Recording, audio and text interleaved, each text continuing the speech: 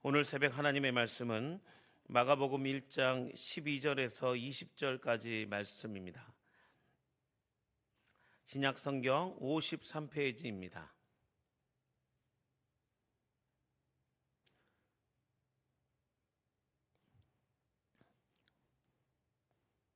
다 찾으신지 알고 함께 교독하겠습니다. 성령이 곧 예수를 광야로 몰아내신지라 시험 받으시며 들짐승과 함께 계시니 천사들이 수종 들더라. 요한이 잡힌 후 예수께서 갈릴리에 오셔서 하나님의 복음을 전파하여 이르시되 때가 찼고 하나님의 나라가 가까이 왔으니 회개하고 복음을 믿으라 하시더라. 갈릴리 해변으로 지나가시다가 시몬과 그 형제 안드레가 바다에 금을 던지는 것을 보시니 그들은 어부라. 예수께서 이르시되 나를 따라오라. 내가 너희로 사람을 낚는 어부가 되게 하리라 하시니 곧 그물을 버려두고 따르니라. 조금 더 가시다가 세베대의 아들 야고보와 그 형제 요한을 보시니 그들도 배에 있어 그물을 깃는데 함께 읽겠습니다. 곧 부르시니 그 아버지의 세베대를 풀꾼들과 함께 배에 버려두고 예수를 따라가니라. 아멘. 할렐루야. 살아계신 하나님을 찬양합니다. 오늘부터 본격적으로 민족의 대이동이 시작되는 설 연휴 첫날입니다. 2024년 한 해 하나님의 축복을 많이 받으시고 오고 가는 귀경길 가운데 하나님의 보호하심 속에서 안전하게 다녀오시기를 축복합니다. 우리 옆에 분과 다시 한번 새해 축복 인사를 하겠습니다. 새해 예수님의 축복 많이 받으세요 라고 인사합니다. 아멘. 새해 예수님의 축복 많이 받으시기 바랍니다. 아멘. 이 시간 시험을 이기시고 복음을 전파하시는 예수님이라는 제목으로 하나님의 말씀을 증거하겠습니다. 오늘 마가복음 1장 12절부터 20절의 말씀은 어제 본문과 이어지는 말씀입니다. 시대적 배경을 다시 간략하게 말씀드리자면 초대교회 성도들이 처해 있는 그 시대적 상황은 로마의 큰 화재로 폭군인 네로 황제가 자신의 정치적인 위기를 모면하기 위해서 초대교회 성도들을 핍박하고 그로 인해서 초대교회 지도자인 베드로가 최초로 순교를 합니다.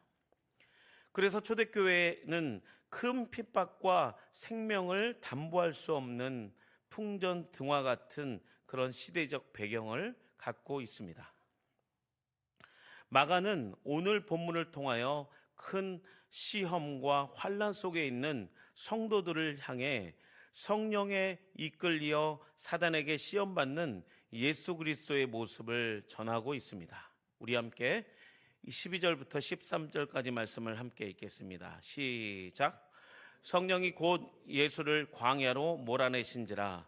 광야에서 40일을 계시면서 사단에게 시험을 받으시며 들짐승과 함께 계시니 천사들이 수종 들더라. 아멘. 12절에서 성령이 곧이라는 단어가 있습니다.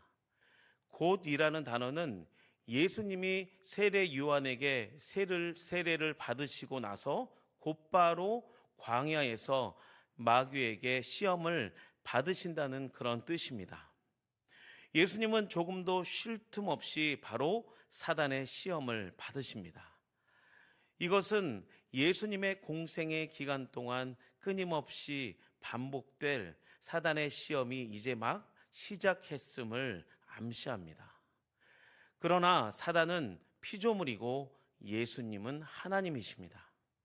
사단은 태초에 하나님을 찬양하는 천사장인 루시퍼라는 그런 존재였습니다. 루시퍼는 하나님의 심판으로 이 땅에서 존재하게 되었고 하나님의 자녀들을 아담 때부터 시험하며 미혹했습니다. 그리고 계속적으로 하나님의 백성을 미혹하고 예수님의 그 공생의 그 시작하기 전에 예수님도 사단에게 시험을 받으십니다. 그런데 광야에서 40일 동안 시험받게 한 것은 성령이 예수님을 광야로 몰아냈다라는 말씀처럼 성령은 예수님을 광야로 몰아냅니다. 몰고 갔다라는 표현은 굉장히 거칠고 역동적인 표현입니다. 원문의 뜻은 성령이 그 광야 안으로 내던지다라는 그런 의미를 갖고 있습니다.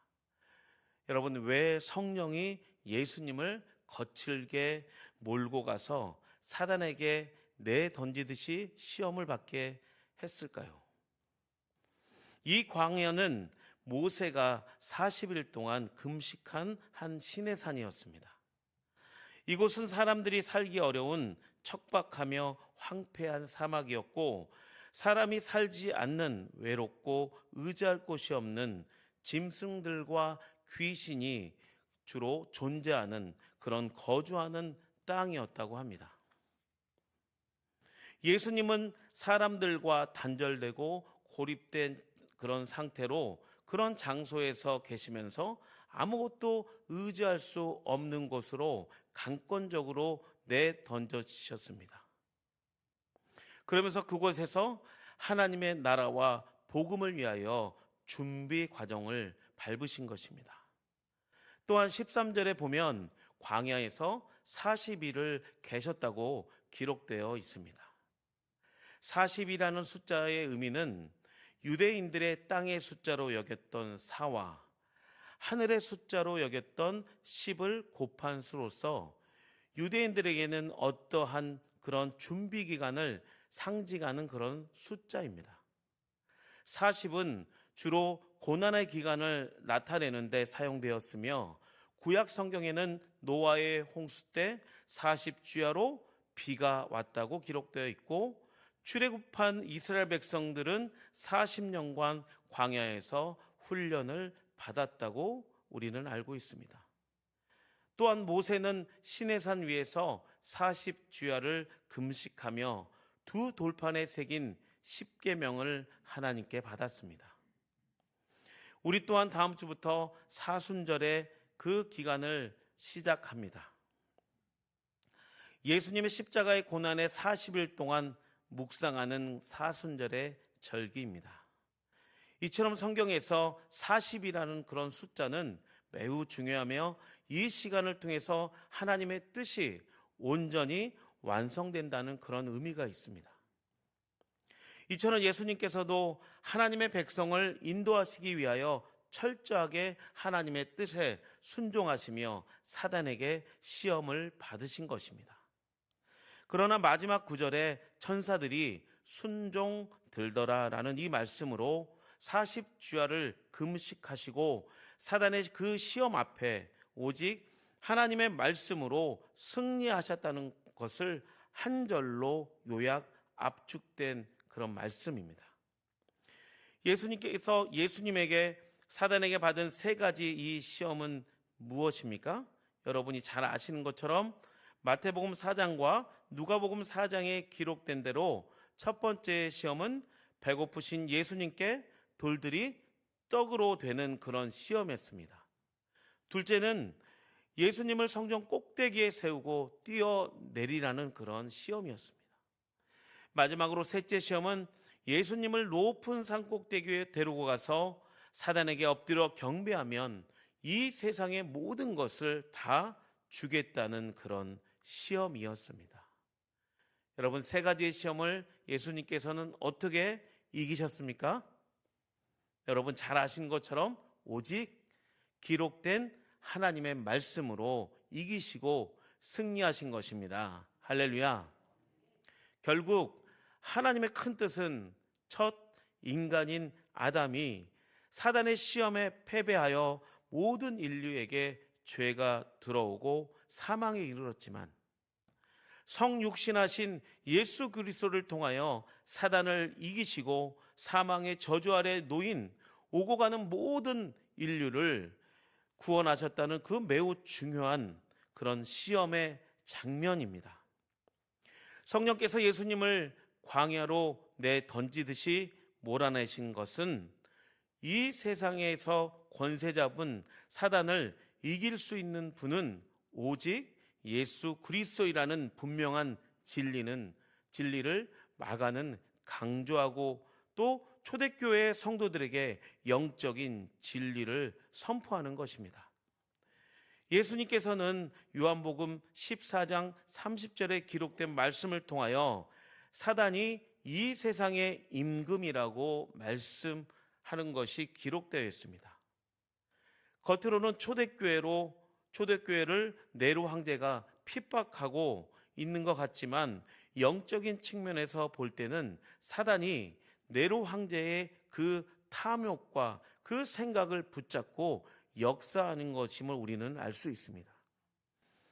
그렇기 때문에 믿음이 흔들리고 두려움에 떨고 있는 마가 공동체의 성도를 위하여 시험을 이기시고 예수님의 천국 복음을 전파될 때에 모든 사단의 권세가 무너지고 지옥으로 갈 수밖에 없는 영혼이 천국으로 영생한다는 말씀을 마가복음의 그 전체를 통해서 마가는 증거하고 있습니다. 그러므로 사단은 하나님의 나라가 오지 못하기 위하여 필사적으로 저항하고 참소합니다.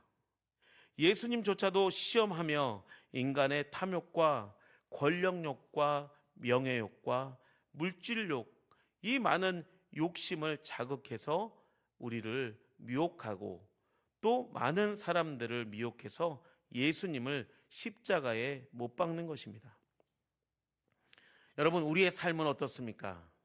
우리의 일상의 신앙생활 속에서도 시험거리가 가득할 때에 우리는 예수님의 모습을 바라보며 미혹되지 말아야 할 줄 믿습니다.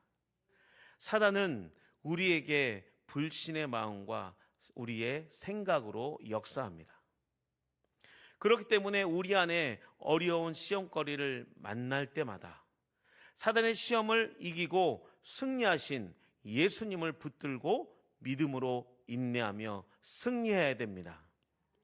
사단의 소리에 미혹되지 말고 날마다 주야로 하나님의 말씀을 묵상하며 성령의 음성에 귀 기울여야 합니다. 사단은 우리가 조그마한 틈이 생기면 그 틈을 비집고 역사합니다. 그래서 분명한 것은 그 틈을 예수님의 십자가의 보혈로 덮고 예수님의 사랑으로 채우며 하나 될 때에 우리가 직면한 많은 시험거리를 예수 이름으로 승리할 줄 믿습니다. 광야에서 사단의 시험을 이기신 주님께서는 요한의 빈자리를 채우시고 요한의 물세례가 아닌 성령 세례를 베푸시며 하나님의 복음을 전파하십니다. 여러분이 잘 아시는 그 우주에 있는 나로호의 발사체의 연료가 다릅니다. 그 연료는 그 우주로 지금 뜨고 있는 그 우주에 있는 그 나로호를 올리기 위해서 그 발사체 안에 있는 그 연료는 휘발유가 아닙니다. 저온에서도 얼지 않는 그런 특수한 연료를 써서 그 나로호를 발사체로 인해서 우주로 날려보냅니다. 마찬가지로 우리가 시험 받는 것은 하나님의 섭리 안에서 더 특별한 그 연료가 만들어주는 줄 믿습니다. 나로호가 우주로 올라가듯이 우리의 삶도 어떠한 고난과 역경 속에서도 하나님의 은혜와 성령의 능력으로 시험을 이기면 독수리가 날개쳐 올라가는 새 힘이 우리에게 부어질 줄 믿습니다. 마지막으로 14절과 15절을 함께 읽겠습니다. 시작. 요한이 잡힌 후 예수께서 갈릴리에 오셔서 하나님의 복음을 전파하여 이르시되 때가 찼고 하나님의 나라가 가까이 왔으니 회개하고 복음을 믿으라 하시더라. 아멘. 예수님께서도 시험을 지나 하나님의 복음을 전파하시며 세례 요한의 그 세례가 아닌 물 세례가 아닌 성령 세례를 베푸시며 하나님의 복음을 전파하십니다. 그리고 16절부터 20절까지 오늘은 읽지 않았지만 예수님께서는 제자를 삼으십니다. 시몬과 안드레, 야고보, 요한이 제자가 되어 예수님께서 부르실 때에 예수님을 즉시 따르며 예수님의 그 제자의 삶을 시작합니다. 그러므로 우리도 우리가 처해 있는 현실 앞에서 주님을 믿는 믿음으로 끝까지 인내하며 승리하여 우리도 예수님의 복음으로 새로워지고 오직 예수님만 바라보고 따라가야 할 줄 믿습니다. 2024년도 새해 예수님의 축복을 가득히 받으시고 올 한 해 모든 시험을 이기고 하나님의 복음이 전파되는 복된 수유동교회 모든 성도님이 되시길 예수님의 이름으로 축원합니다. 아멘. 기도하겠습니다. 하나님 감사합니다. 마가복음 1장의 말씀을 통하여 시험을 이기시고 하나님의 복음을 전파하시는 예수님의 그 생애를 묵상했습니다. 우리도 예수님의 모습을 본받아 어떠한 고난과 역경 속에서도 끝까지 믿음으로 인내하며 하나님의 복음을 전파하는 복된 제자의 삶을 살아가게 하옵소서. 오늘부터 민족의 명절이 시작됩니다. 오고 가는 귀경길에 안전하게 다녀올 수 있도록 눈동자같이 지켜주시고 모든 가족들이 예수님의 사랑으로 하나 되는 축복된 명절 연휴가 될 수 있도록 인도하여 주시옵소서. 특별히 병상 중에 계신 성도님들을 위해 기도합니다.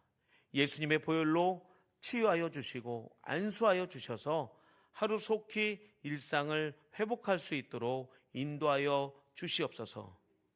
오늘 또한 555번부터 556번째의 1000번째 예물을 드린 손길이 있습니다. 하나님께서 이 예물 위에 기름 부어 주셔서 이 예물에 기도 제목을 응답하여 주시고 30배, 60배, 100배의 그 수많은 열매로 하나님께 영광 돌리는 복된 성도의 삶을 살아가게 하여 주시옵소서. 이 모든 말씀을 예수님의 이름으로 기도하옵나이다. 아멘.